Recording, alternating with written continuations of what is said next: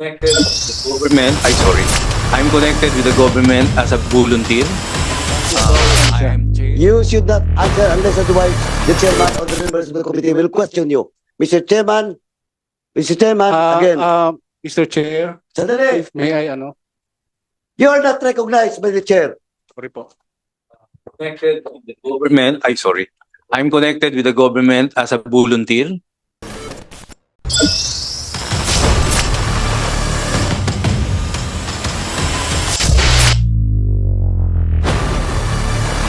Mga kabanat, napakagaling nito si Congressman Paduano na itong nasabon napagalitan ni Congressman Paduano dahil parang nagsisinungaling siya, mga kabanat, kasi sinabi niya, nakita nyo kanina sa intro, sinabi niya volunteers daw siya. Pag sinabi mga volunteers daw itong mga tatlong ulupong na ito na makikita natin na parang ginawang hanap buhay itong kanilang mga posisyon. So sabi niya kasi volunteers na siya. Pag sinabi kasing volunteers na sila ay matik yan, hindi ka humihingi ng budget sa gobyerno. Pero napag-alaman na nabisto din siya, mismo sa bunganga nila nanggaling na mayroon pa silang budget 200 million per year. So bistado talaga yan ay kinainit ng ulo ni Congressman Paduano. Sabi baka makontempt pa itong na ito. So kayo kasi sa hearing na ito, mga kabanat, mamaya ipapanood ko sa inyo, ay patungkol ito sa coffee, sa coffee na napakalaking kakulangan ngayon sa coffee, mga kabanat. Alam niyo, yung coffee pala sa ating bansa ay ini-import natin ng 80%. 80% na mga ginagamit dito sa ating bansa, umiinom ng kape diyan ay imported pala yan, mga kabanat.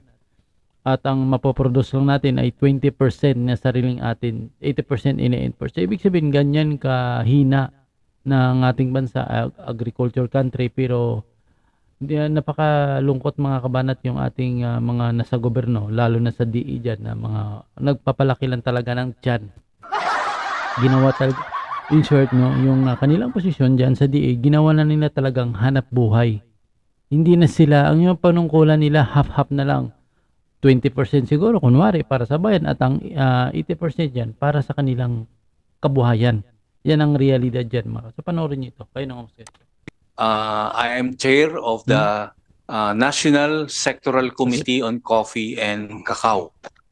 In short, you have no salaries or wages, None, but sir. you're treated as a government employee or not? No, sir. Volunteer. Also volunteer. All right. But I PICA. work with the private NGO. Okay. Yeah. What do you mean by PICA? Philippine Council for Agriculture and Fisheries. All right. Ito yung mga volunteers, mga kabanat, sabihin natin, pero mamaya mabisto din siya. Add ko lang.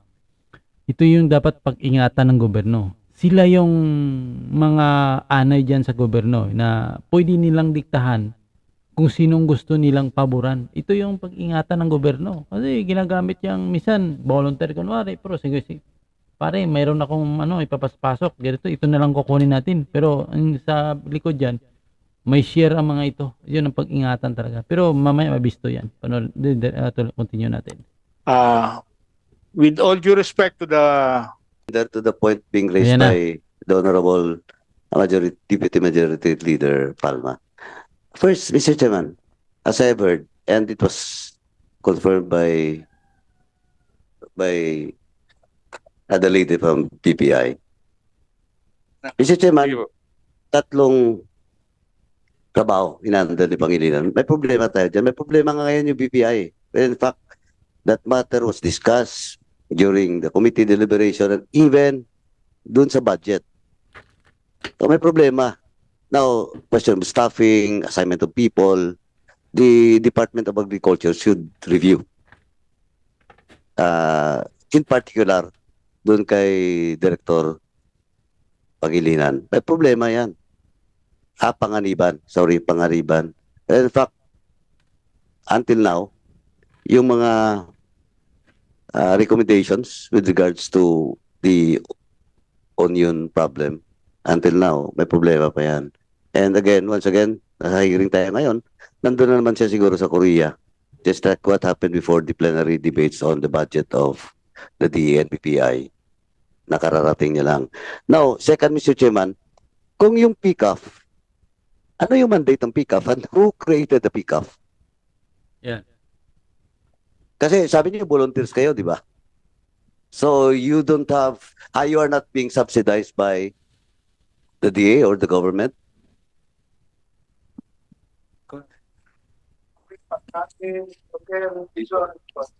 Hindi po, sir. Yung PCAF po ay na-create sa pamagitan ng isang Executive Order 116 And whose administration during the time? during the time of President Aquino po, Corazon Aquino, Temo, ang tagal na. 1987. Mm. So specifically, Pero original Parang ginawa ito ng mga buaya eh. name po niyan, sir, ay National Agricultural and Fishery Council. Yung PCAF po ay na-create lang noong 2013. Minerge po yung Livestock Development Council at National Agricultural and Fishery Council as the So, PCAF. Palang ganun pa rin, pero parang ni-rename nila, pinalitan yung pangalan. PCAF was created through an executive order Yes, sir. without any budget. Mhm. Mayroon na po naman kasi ang mahaba po kasi eh. And then, tanong natin Several- so may budget kayo? Wala from the government. Mayroon po, sir. Oh, sabi niyo kanina, volunteers kayo.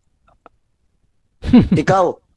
Kasi po, Sandali, Mr. Chairman. You should not talk and represent the PCAF because you're just a volunteer. I want the proper person to answer questions query Oo nga. from Oo nga, tama naman. Kasi sinasabi nila, volunteers sila, bakit sila nagre-represent ng pickup? So may mayroon talagang problema dito mga kabanat. Mayroon talaga. Sabi nila kanina, di ba? Volunteers sila. Pero pag volunteers ka kasi hindi ka pwede magre-represent ng isang ahensya. Pero bistado talaga sila mga kabanat. the members of this committee. You're just a volunteer. I asked you kanina, sabi niyo, volunteer kayo. Now here comes, EO kayo. Ngayon, Mr. inamin mo, you have the budget. Kasi if you are created by an EO, you have a budget. Tama? May And budget just po ang volunteer. ahensya. You should not answer unless otherwise the chairman or the members of the committee will question you. Diretso. Ito muna magsasagot. Now, question, how much is your budget every year? To the tune of 200 million, sir. Mhm. 200 million? Laki din Oh, pa. kita mo. Mr. Chairman, again, Mr. Chair, sandali, if may I, you are not recognized by the chair. sorry po.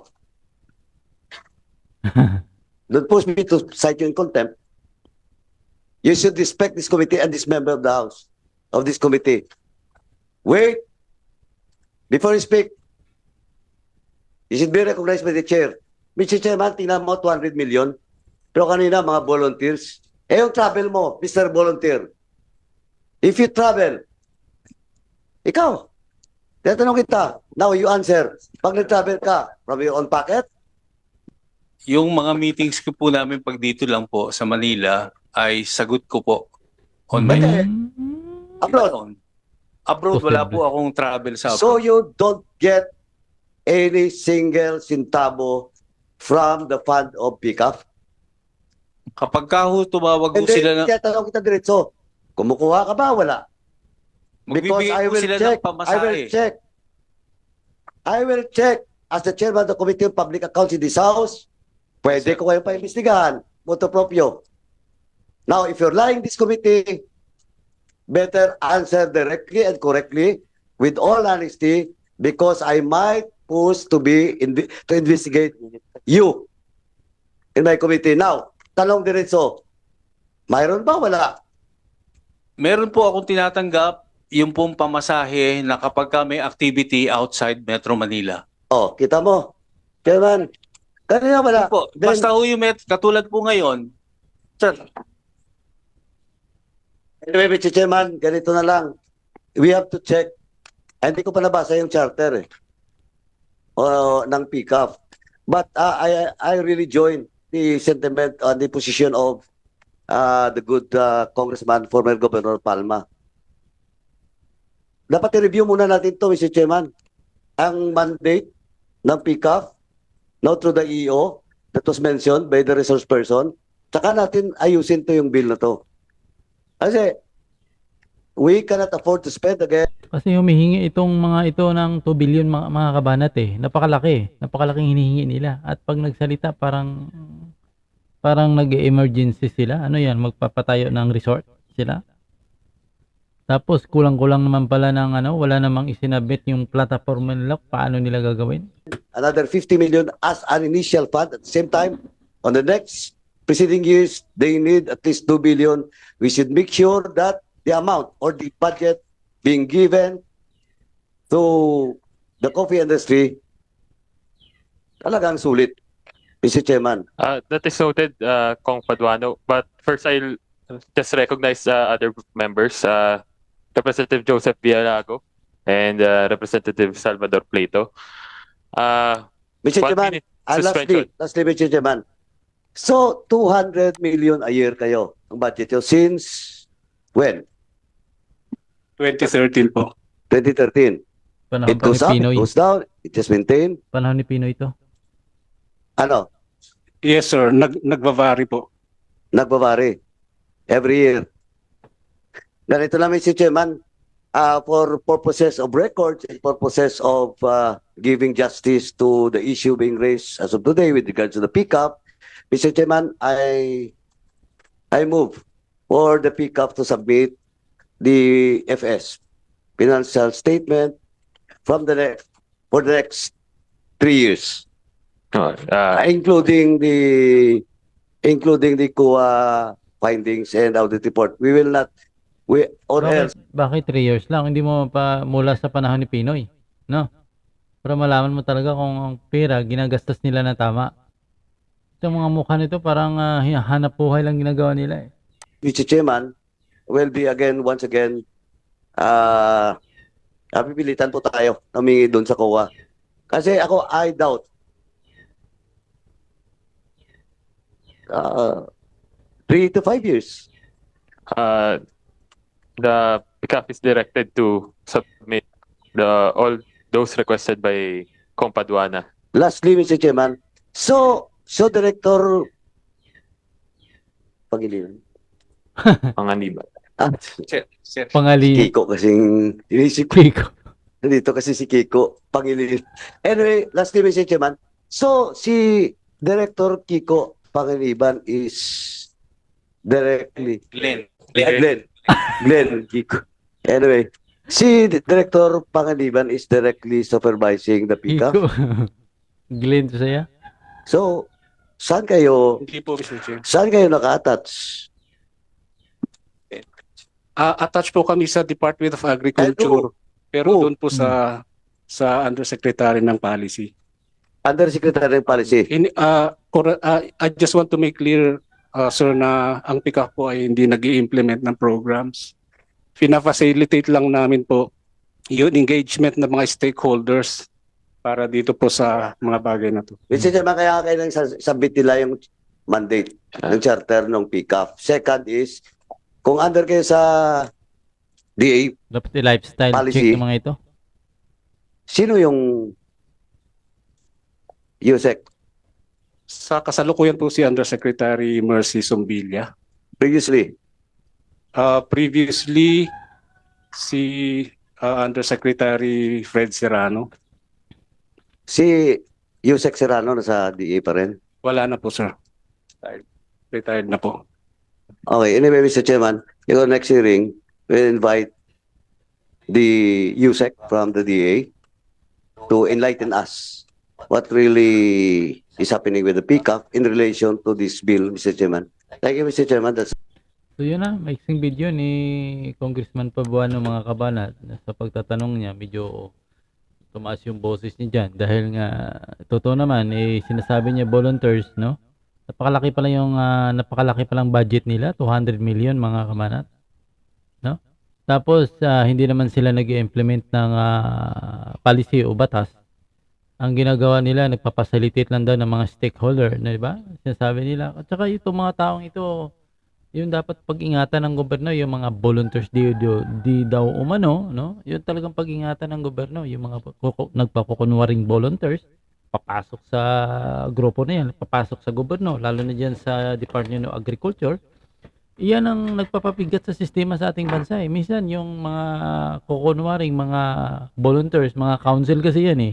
Sila yung nagpapayo eh. Minsan pinapayuhan nila yung mga nasa gobyerno mali. Sasabihin natin, oh ito, hindi na kayo magtatanim ng mga produkto. Ang gagawin na lang natin, mag-import na mag-import. Bakit pa kayo magpapakahirap yung binibigay ng gobyerno na pera? Kwartahon na lang yan. Parang ganun ang style nila. No? Hayaan mo na yung mga magsasaka na magdusa dyan. Tingnan nyo ngayon. Sa bigas, puro import din tayo. So ano na lang ang hindi natin i-import? Ni Ultimo Asin ay ini-import pa natin mga kabanat. Parang nasa disyerto tayo na wala tayong dagat. Diba?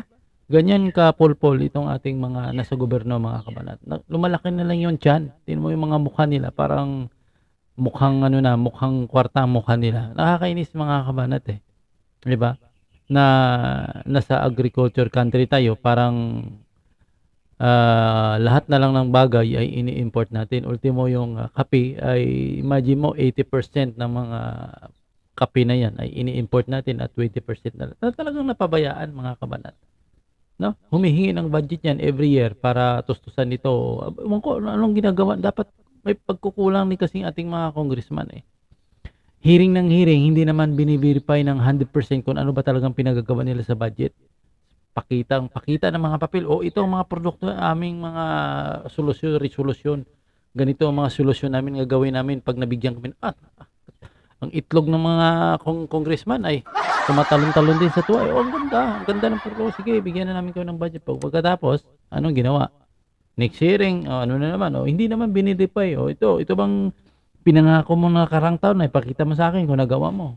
Hindi mo lang bini-verify. Bigay ng budget. Kaya tuloy, yung mga mukha ng mga taong ito, lumalaki na lang yung itsura nila at tumataba yung pisngi sa katakawan mga kabanan. Nakakainis eh. Kahit sa mo kasing tingnan, ay ang pagkukulang talaga mga kabanat nasa gobyerno, nasa Department of Agriculture, na puro anay na talagang nasa loob mga kabanat. Parang totoo lang, napakaluwang pa yung ating bansa sa pero talagang napabayaan dahil sa mga nasa gobyerno na puro kampi-kampi, puro wala nang inatupag kundi kumita ng kwarta, no? Mas pinaboran nila yung mag-i-import kaysa suportahan itong ating magsasaka. Tingnan nyo napakatagal na ngayon nakikita nila 80%. Nagulat daw siya kanina kung ipadiretso natin, nagsalita itong nandiyan kasi si Castro Franz Castro, itong Akbayan Architecture Party List. Nagulat daw siya. Wow. Nagulat daw siya. Bakit daw nagulat daw siya? Ngayon yan daw nalaman na 80% pala ng kape sa ating bansa ay ini-import. Galing. Nakakalungkot mga kabanat na itong talaga kung gugustuhin talaga kung ako lang dapat i-report pag ganito sitwasyon, dapat pinapalitan kagad eh. Mga kabanat, dapat yan ang policy ng gobyerno. Once nga nakikitaan na may pagkakamali, nakikita mo kapabayaan, wag mo nang bigyan ng second chance. Talagang palitan nyo na. Yan kasi na may mihasa. Ang problema naman sa gobyerno natin, recycle. Tinanggal ni Pedro, tapos ilipat na lang sa kabilang departamento. Yun ang problema. Parang lumalabas na parang sila lang talagang nag-iikot sa ating gobyerno ba? Diba? Nakakalungkot. Share mo na mga kabanat natin. Share this video.